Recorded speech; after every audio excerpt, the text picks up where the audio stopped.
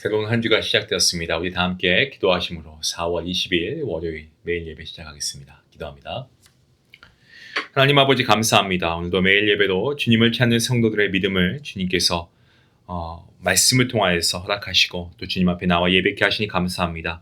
우리의 가정과 우리의 자녀와 다음 세대와 우리 교회를 주님 앞에 올려드립니다. 특별히 이 시간 아버지 우리 다음 세대를 주님께서 기억하여 주시옵시고 우리의 아이들, 청년들 또 젊은 세대 아버지 모든 하나님의 백성들 하나님의 말씀을 붙들고 믿음으로 가정을 세우며 일터를 감당하게 허락하여 주시옵소서.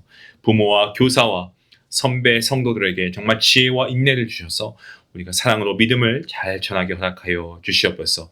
오늘 말씀을 우리 모두가 복음 위에 다시 서게 하시고 매일 예배를 드리는 성도님들의 하루하루가 거룩한 걸음이 되게 허락하여 주시옵소서. 모든 말씀 예수님의 이름으로 기도하옵나이다. 아멘.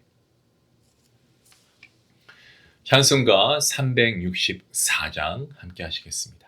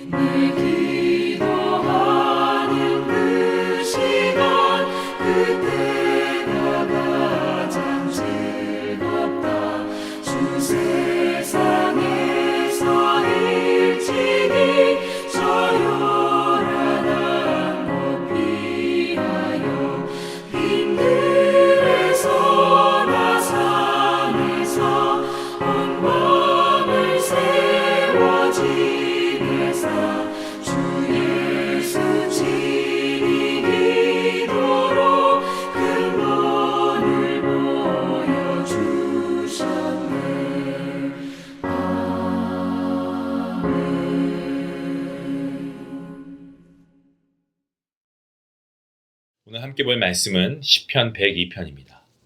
17절부터 28절까지의 말씀. 함께 말씀을 읽도록 하겠습니다. 여호와께서 빈궁한 자의 기도를 돌아보시며 그들의 기도를 멸시하지 아니하셨도다.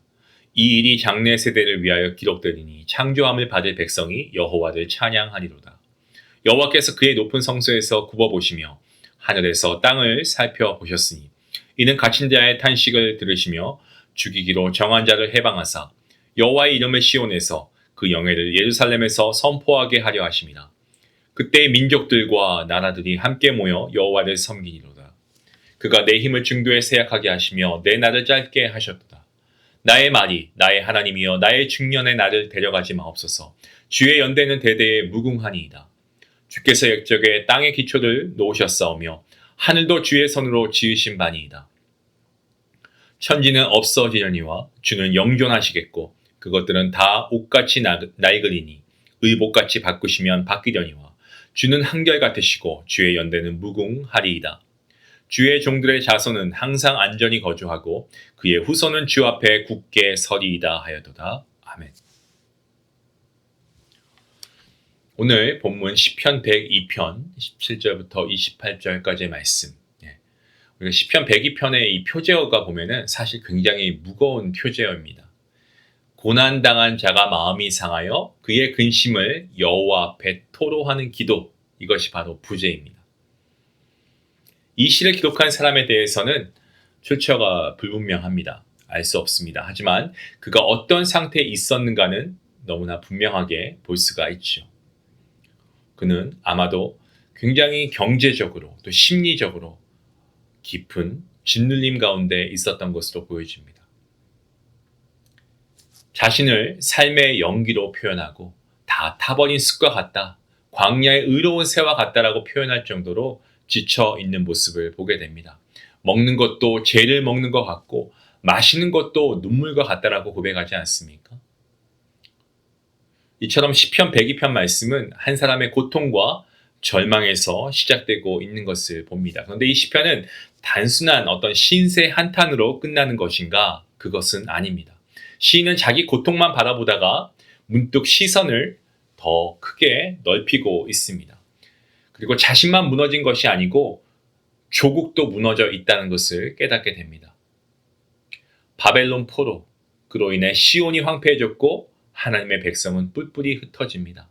하지만 시인은 여기서 멈추지 않습니다. 하나님께서 예레미야를 통해 주신 약속, 곧 정한 때가 되면 다시 회복시키시겠다는 말씀을 붙잡습니다. 그래서 그는 여호와여 주는 영원히 계시고 라고 고백하면서 자기 자신이 아니고 하나님께, 자기 환경이 아닌 하나님께 시선을 돌리고 있습니다. 앞부분에서 그렇게 많이 나오던 나 혹은 내라고 하는 어떤 아이 중심의 말이 사라지고 대신에 여호와, 하나님, 이 호칭이 반복되어 나오고 있습니다.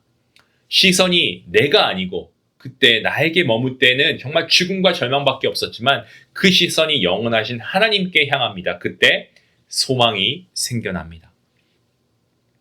시인은 하나님께서 시온을 긍휼히 여겨주시고 무너진 예루살렘을 다시 세워주시기를 간구합니다. 그리고 포로된 자에게 허물어진 성전의 돌 하나, 티끌 하나도 그리움의 대상이었던 것을 고백합니다.